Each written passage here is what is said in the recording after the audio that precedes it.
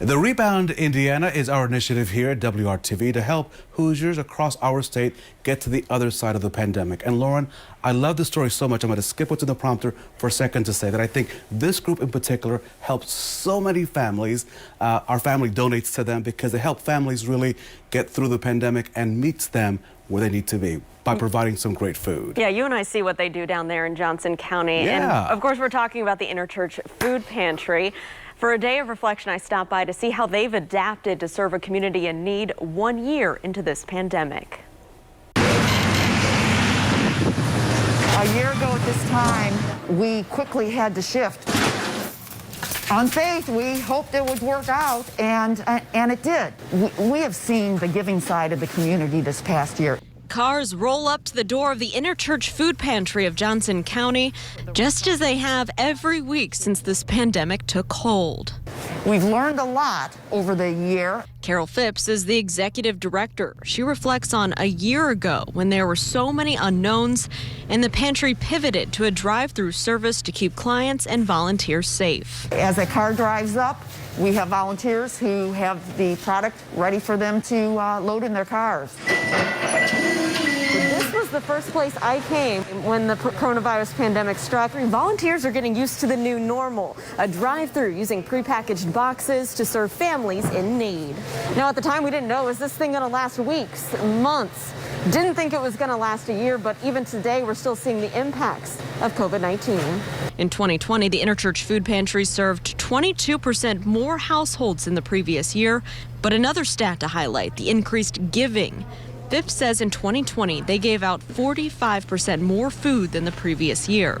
Plus, they surveyed their clients who say they prefer this new drive-through method. They now fill out these grocery checklists. If they want soup, they select the flavor of soups that they want. If they want canned vegetables, they pick, is it corn, peas, carrots? Reducing food waste while providing more choice.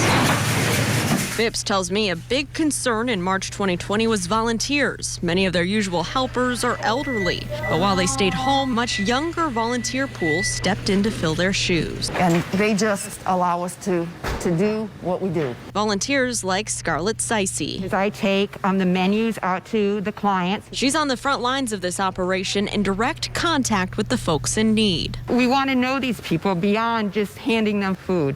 While volunteers like Scarlett have such an impact on these families they serve, she tells me it goes both ways. And he came through the food line here, and he told me this is the first time he'd ever been here.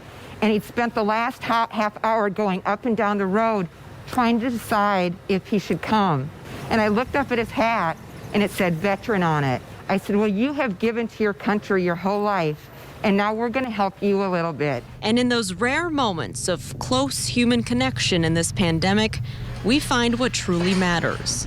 You know, I've come to really care about and love these people. This has been a gift to me to work here, and I'm getting emotional, but I really care for them. They're good people. They're just down on their luck, and they're going to get back on their feet. And the Interchurch Food Pantry of Johnson County also started food delivery to families in need with a lack of transportation. The day I stopped by, volunteers drove meals to 15 families just that day. For anyone in need in Johnson County, there's no proof of income required. They want to make it really easy. They've also served a number of families outside of the county in this pandemic. So for more information on how to donate, how to volunteer, or if you're in need, just click on this story. It's in the WRTV News app.